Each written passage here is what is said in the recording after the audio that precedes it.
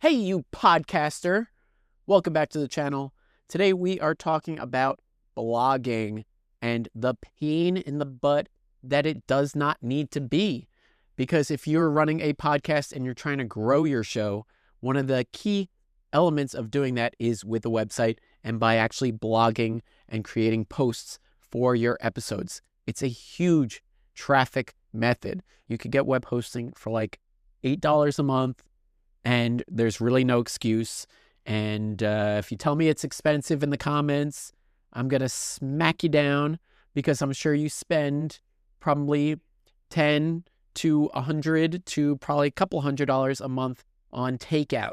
So maybe you just not spend the money on takeout for like a month and get yourself some web hosting, because having a web host is really going to allow you to leverage the internet in a way that you have not yet done. It is super powerful, and it's going to make this whole process a lot easier, just in terms of growing your podcast, but also in terms of growing the money behind it. If you're trying to run this thing as a business, it's going to be really key that you have a website. So really important stuff here. All right, so we're talking about blogging with your podcast. So how does that actually work? What's the importance of it, et cetera, et cetera? It gives the user a landing zone, a place to go. And why that's important, and you might be saying to yourself, well, I don't care because my users all listen to me on Apple Podcasts. Everybody finds me on Spotify or Podbean, and that's how I get all my listeners. Okay, well, how's your growth going? Because when you're only getting your listeners from the platform that you're on, you are severely limiting yourself. Because one of the greatest things ever invented was web search, Google. Now, of course, your show can show up on those platforms in Google. That's all well, fine, and good. But I want to talk about my favorite example, which is Crime Junkie. And I just keep bringing these guys up because Crime Junkie is a podcast that's absolutely killing it, with 250,000 people going to their website per month. And I want to show you that it's possible for you to have the same success if you build the podcast in the right way. Building it with a website and a blog post for each episode is one of the largest, best, and easiest things you can do, because it's going to allow Google to index your site and index the episodes so that you actually show up for something. So I'm sorry for the morbid example here of this poor person that was murdered, but I want to show you that it shows up in Google. So I have not researched this page yet. I just literally clicked on a blog post. I'm going to copy and paste this person's name into Google, and we're going to see what comes up. So we've got, in the results here, we've got the NBC story, which is very sad. And number 2, Crime Junkie. So their blog post shows above the FBI's website in Google. So that's really important, because that means that this page is getting traffic directly from search. And the people that are looking this person up, there's a very good chance that they're actually interested in this person's story. And that means that they will listen to the podcast and potentially become a long-term visitor, listener, subscriber just through this page alone. Because by going here, we could see we could actually listen to the podcast. We could go watch it on whatever platform we'd like. It breaks down all the different people and players in the episode. A timeline with a map. It's kind of cool. Timeline of what happened. A place where you can actually report new information. That's really awesome, actually. Doing like a roll call here. So if you actually work for law enforcement, hit them up. That's pretty cool.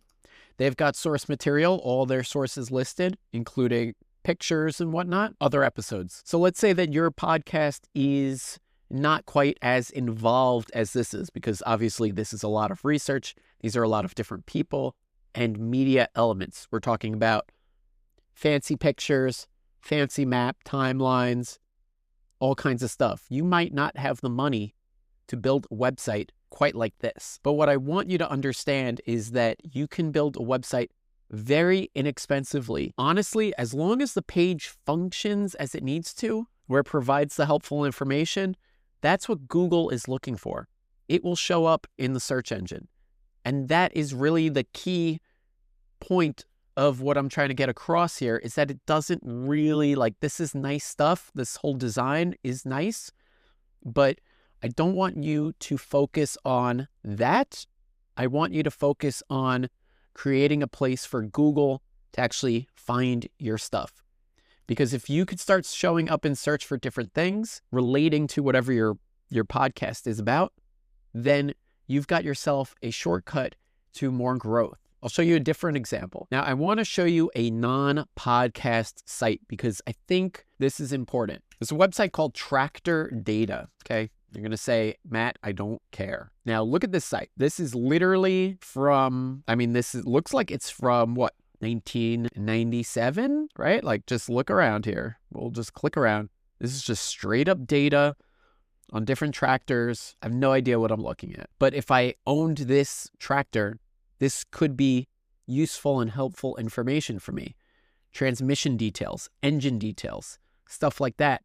This is important. And we can actually see that it was built in, I guess it started in 2000, and it was last updated in 2022, this particular page. I'll show you how much traffic this site is getting because it blew me away when I found it. Getting over 400,000 people a month going to it. This website that looks like utter trash. We'll go to SimilarWeb just to show.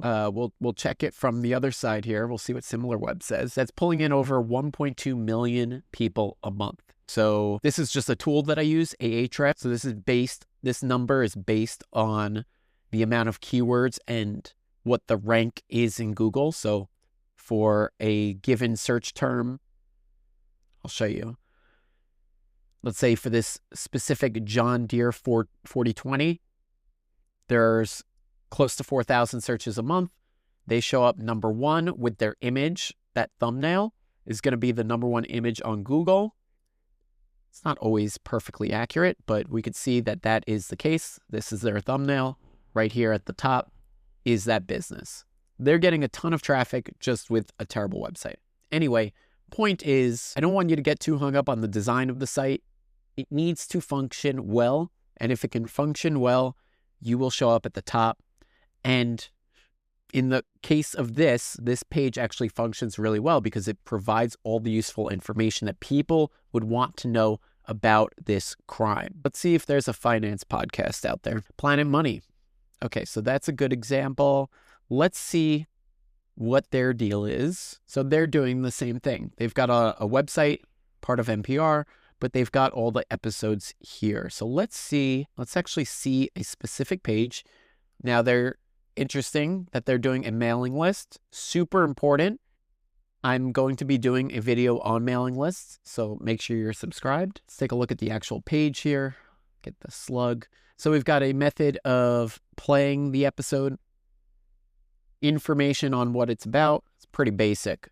Let's see if that page gets any traffic in Google. Okay, so it's showing about 234 people a month, and it's actually ranking really well for a lottery scratch. Wow, that's some good keywords. But I would say that the targeting of this is not well placed because this is a very general title. This is a very general, it seems like a very general episode where it's just talking about lottery in general. All right, so let's actually check out the Lex Fridman podcast. It's a super simple site. It literally has how to listen to the show. Here are the episodes. Here's the latest episodes. And these videos, this guy gets a lot of views. So this one got close to 7 million views. Let's go to the Zelensky episode page here. Let's see if anything has come up for it. Okay, so the website itself doesn't rank for anything. However, I'm going to go ahead and say that the YouTube does. Okay, and it does. So this is the actual YouTube video slug. This is where he's getting most of his traffic. Let's actually go ahead and make a blog post. We're going to use AI to do this. Let's pull up the latest episode. We'll make a blog post out of it. I'll show you guys how it works. It's actually super easy. Crime Junkie, 3 days ago. Having a transcript of your podcast episode is actually like a super secret hack. That's not super secret at all. But having a transcript is going to allow your podcast to show up really quickly in Google, especially if you put that transcript on the blog post itself and actually posting it. I'm not actually posting it. I'm going to show you how you would turn this into an actual blog post. Analyze this transcript of a podcast episode and help me summarize it and turn it into a helpful piece of content for someone stumbling across it on Google. And you let the AI do the work. Okay, so it already caught that it might violate their usage policies. Now, that's probably because it knows what Crime Junkie is, but that's okay. We're not actually using this to post blog content. I just want to show you guys how it works. Giving an introduction, it's giving you headings, disappearance, date, location, what happened, clues. I mean, this stuff is just super, super simple. Now watch this. We're going to flip it to fake data just to get away from this podcast. So please recreate the blog posts, fake data, so we're not plagiarizing. This is just for the example alone. And then I want to show you guys that you could actually build the website super easy, super, super easy. You can make a landing page in ChatGPT in like 10 seconds. All right, so we already got like new names, new information here. It's just kind of like making this up. Okay, cool. Now you can go ahead and you can just paste that into your blog post, and that could be your blog post, right? Like this can literally, you could paste this in. It's going to have the headings. It's going to have all the useful information in it and whatnot. And that alone could be everything that you need, where you add a player in here, where you literally put a episode player at the top, and you could just embed that super easy. And then I just want to show you guys a little trick, because if you get hung up on design and stuff, which I know a lot of people do, the internet is made up, like websites are just files on a computer. What that means is a website is literally a file that's being read over and over and over again. And it's not really being manipulated in the sense that I think most people would imagine. Like if you were to look at google.com, like all this is a search box. Yes, there's dynamic content inside of this dropdown, but overall this page is static. It doesn't do anything other than provide you a search box. So if you wanted to create a nice looking page for this, or just come up with a template for yourself, let's say you don't want to spend any money on fancy tools and you can get around a computer a little bit, I'll just show you this because I think it's cool. Turn this blog post into a PHP, into a web page using PHP. Let's do HTML that is easy to read and modern looking. Watch this. This is cool.